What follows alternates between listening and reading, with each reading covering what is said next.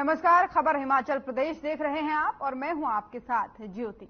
हिमाचल विधानसभा के शीतकालीन सत्र के दूसरे दिन विपक्ष ने स्टोन क्रैशर को बंद करने को लेकर के सरकार पर भ्रष्टाचार के गंभीर आरोप लगाए हैं, जिसको लेकर के मुख्यमंत्री सुखविंदर सिंह सुक्खू ने कहा है कि घोटाला हुआ लेकिन पूर्व सरकार के समय में हुआ है, जिसको लेकर के वर्तमान को से जो है पर्दाफाश उसका किया गया है, उसी का दर्द बीजेपी को हो रहा है।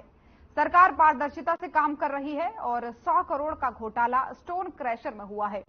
वहीं मुख्यमंत्री सुखविंदर सिंह सुक्खू ने कहा कि सरकार ने आपदा के समय स्टोन क्रैशर को बंद किया गया था सरकार के द्वारा, तो जांच में अनियमितताएं पाई गई। नियमों को ताक पर रखकर स्टोन क्रैशर चल रहे थे और 100 करोड़ रुपए का भ्रष्टाचार भी हुआ था। वहीं नियमों के अनुसार ही स्टोन क्रैशर चलेंगे। बीजेपी विधायकों ने आपदा के समय हिमाचल को किसी भी तरह की मदद दिलाने के लिए प्रयास नहीं किया, उल्टा रोड़े अटकाने का काम उन्होंने किया। जब घोटाले करती है कोई पार्टी तो उसमें हल्ला होता ही है। जब कायदे कानून के हिसाब से, नियमों के हिसाब से क्रैशर नहीं चलेंगे और पिछले काफी घोटाले हुए होंगे तो उसमें हमने कहा कि नियम कायदे कानून के साथ जो क्रैशर होंगे चलेंगे।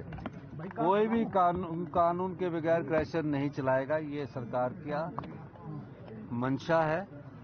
माइनिंग प्लान अप्रूव हो, कंसेंट ऑफ ऑपरेशन हो, लीज अप्रूव हो, तभी क्रैशर चलेंगे। और मैंने कहा कि डिजास्टर में जो ब्यास बेसिन पर थे उन क्रैशर्स को हमने बंद किया और उसमें उनको हल्ला करने की जरूरत नहीं थी, क्योंकि मैं जानता हूं कि उस हल्ले के पीछे क्या कारण है, उस चीजों में मैं पढ़ना नहीं चाहता।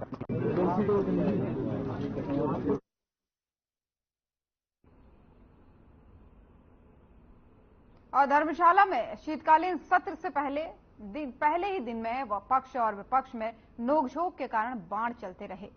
वहीं सदन के भीतर विनय कुमार को विधानसभा का उपाध्यक्ष चुना गया।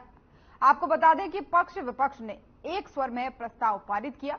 इसके लिए मुख्यमंत्री सुखविंदर सिंह सुक्खू ने विनय कुमार को बधाई दी है। वहीं उन्होंने कहा है कि कई सालों से विनय कुमार का परिवार कांग्रेस की विचारधारा से जुड़ा हुआ है और रेणुका विधानसभा क्षेत्र को 75 साल बाद पहली बार कोई संवैधानिक पद मिला है। वहीं विधानसभा के उपाध्यक्ष पद की जिम्मेदारी मिलने के बाद से विनय कुमार ने कहा कि आमतौर पर ऐसा कहा जाता है कि सिरमौर एक पिछड़ा हुआ क्षेत्र है, लेकिन जिस तरह से वर्तमान सुक्खू सरकार में सिरमौर को प्रतिनिधित्व मिला है, उससे सिरमौर के क्षेत्र में विकास को और गति मिल रही है।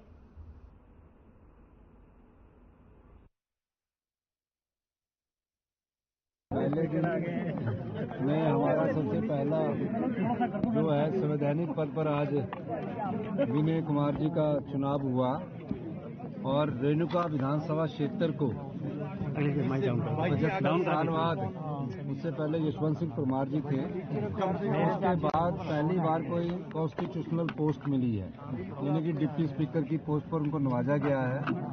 विनय जी का परिवार कांग्रेस पार्टी की विचारधारा से पिछले कई सालों से जुड़ा हुआ है। विनय जी तीसरी बार विधायक बने। परिस्थितियां कुछ ऐसी होती है कि इन्हें जो नियुक्ति है थोड़ी उसमें देरी हुई है, लेकिन देर आए दुरुस्त आए और विनय जी को हमने अभी डिप्टी स्पीकर के पद पर नवाजा है और जो इनकी मृत शैली है, जो इनकी काम करने की क्षमता है, उसका फायदा रेणुका के लोगों को होगा।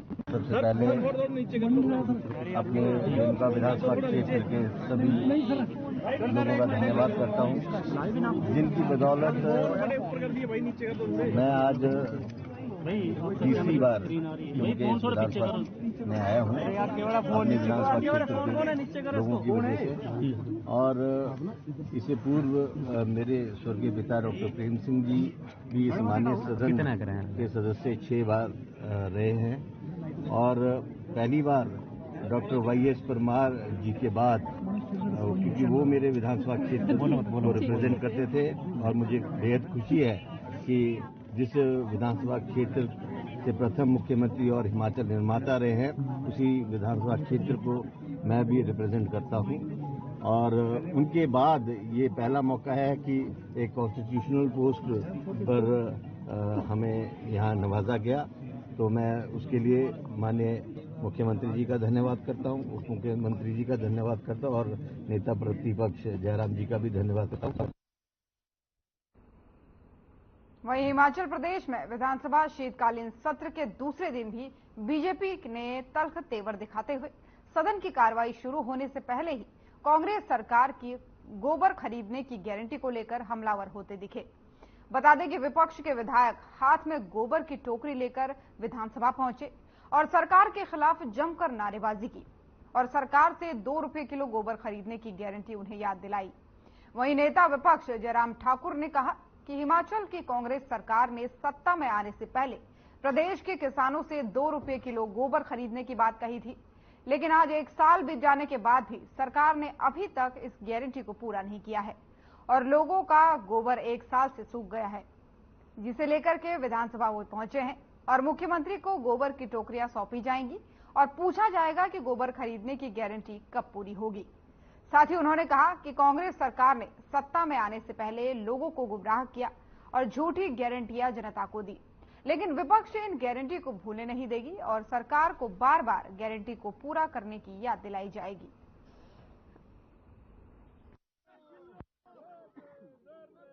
हिमाचल प्रदेश में कांग्रेस पार्टी ने जो गारंटियां दी है वो उनके गले पड़ गई है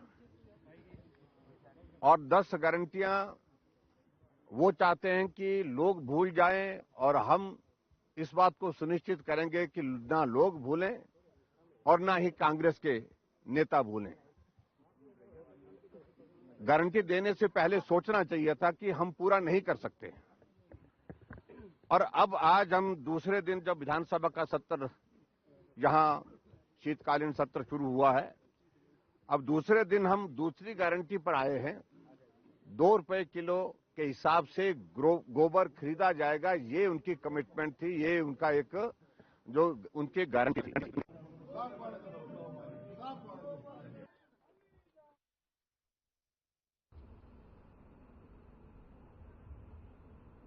धर्मशाला में विधानसभा शीतकालीन सत्र के दूसरे दिन की शुरुआत विपक्ष के सदन से वॉकआउट के साथ हुई। आपको बता दें कि सदन से वॉकआउट के साथ हुई है ये शुरुआत। वहीं पूर्व विधानसभा स्पीकर विपिन सिंह परमार ने स्टोन क्रशर को लेकर सवाल उठाया था, जिस पर सरकार के जवाब पर असंतोष जताते हुए सदन से विपक्ष ने वॉकआउट कर दिया। वहीं नेता प्रतिपक्ष जयराम ठाकुर ने कहा कि सदन के अंदर विधानसभा सदस्य विपिन सिंह परमार ने प्रदेश में स्टोन क्रशर को लेकर सवाल उठाए, लेकिन इस पर जो सवाल सरकार की ओर से मुख्यमंत्री ने रखा वो हास्यास्पद है। आगे उन्होंने कहा कि प्रदेश सरकार ने पहले स्टोन क्रशर बंद कर दिए और इसमें गड़बड़ी की बात कही, लेकिन जब इसको लेकर के तथ्य मांगे गए तो सरकार के पास कोई जवाब नहीं है। साथ ही उन्होंने कहा कि आने वाले समय में इसमें स्टोन क्रशर मामले में भी बड़ा घोटाला होने की संभावना बताई है। वहीं पूर्व उद्योग मंत्री और बीजेपी विधायक विक्रम सिंह ठाकुर ने कहा कि उनकी ओर से सदन में स्टोन क्रशर को लेकर सवाल उठाया गया था, लेकिन सरकार की तरफ से इस विषय पर कोई स्पष्ट जवाब नहीं दिया गया। आज विधानसभा में प्रश्नकाल के दौरान पहला ही प्रश्न लगा था कि हिमाचल प्रदेश में जो स्टोन क्रशर बंद करने के लिए जो एक आदेश किया और उस आदेश में ब्यास बेसिन और सतलुज बेसिन पर जो है वो जो स्टोन क्रशर लगे हैं उनको बंद करने के आदेश दिए गए और जब उसका उत्तर हमने सुना जो मंत्री जी ने दिया तो वो बहुत ही हास्यास्पद था और इसलिए क्योंकि सरकार को झूठ बोलने की आदत पड़ गई है, जो फैक्ट्स हैं वो फैक्ट्स को छुपाने की कोशिश कर रही है। तो प्रश्न हमने एक ही बात के लिए पूछा था कि जो क्रशर आपने 112 क्रशर बंद किए और बंद करने के बाद तुरंत कुछ दिनों के बाद जो बात कही गई कि भाई उसमें से कितने 90 क्रशर जो है ठीक पाए गए, जब ठीक पाए गए तो बंद क्यों किए गए थे? तमाशा ही बन गया है, ये तमाशा बन गया है हिमाचल प्रदेश में कांग्रेस पार्टी की सरकार का वर्तमान में। इसलिए हम कह रहे हैं मंत्री कुछ कह रहा है, मुख्यमंत्री कुछ कह रहे हैं कि कम से कम आप जवाब एक जैसा तो दो और जवाब वो दीजिए जिसके पीछे हकीकत है, सच्चाई है। इसलिए आज विधानसभा शुरू होते ही पहला ही प्रश्न स्टोन क्रशर के ऊपर था और मुझे बड़े दुख के साथ कहना पड़ रहा है कि सरकार किसी भी प्रश्न के उत्तर की ठीक तरीके से तैयारी करके नहीं आती है। और प्रश्न के उत्तर में इस प्रकार का असंतोष था कि हमने वहां पे सप्लीमेंट्री पूछा कि भैया आप लोगों ने हिमाचल प्रदेश के अंदर कुछ क्रशरों को बंद कर दिया, कुछ जिलों में क्रशरों को बंद नहीं किया, उसका क्या कारण था और उसके कारण से कितना रेवेन्यू लॉस हुआ, ये बातें पूछी। उनके पास इसका कोई जवाब नहीं था। उल्टा जवाब ये था कि कोई रेवेन्यू लॉस नहीं हुआ, कोई बेरोजगार नहीं हुआ। मैंने उनको बोला कि भाई यहां पर 112 क्रशर बंद हुए। और शिमला में नगर निगम कर्मचारियों को पेंशन के लिए जितने भी बजट की कमी आएगी उसकी भरपाई नगर निगम खुद करेगा। बता दें कि नगर निगम की वित्त कमेटी की बैठक में इस प्रस्ताव को मंजूरी मिली है।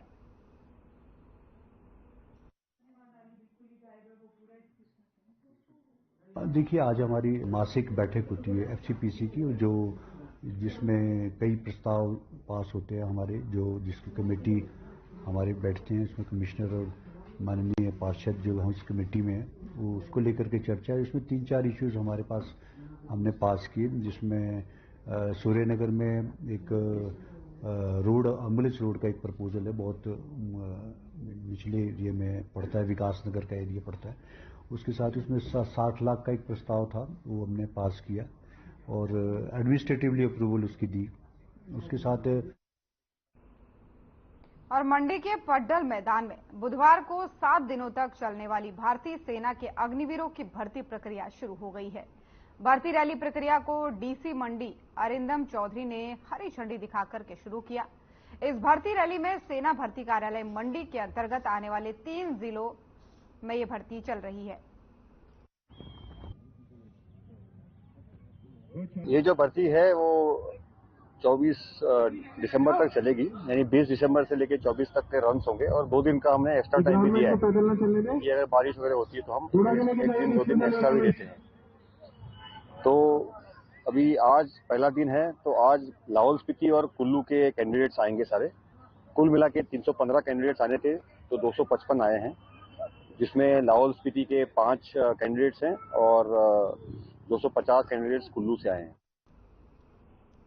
शिमला में केंद्र सरकार ने किसानों और बागवानों को खाद के दामों में वृद्धि करके झटका दे दिया है।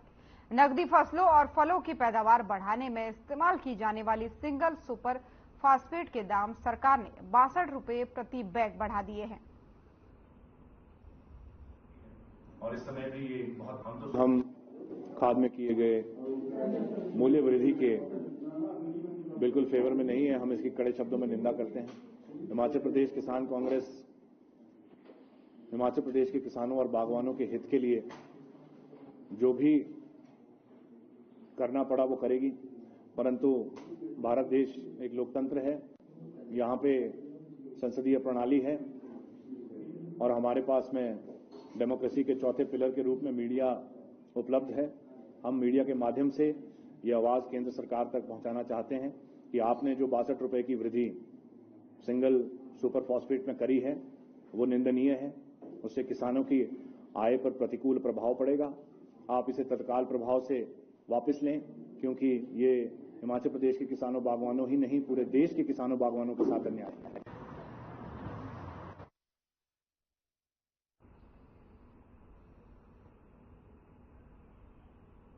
खबर हिमाचल प्रदेश देख रहे थे आप। हिमाचल प्रदेश की खबरों में फिलहाल इतना ही। नमस्कार।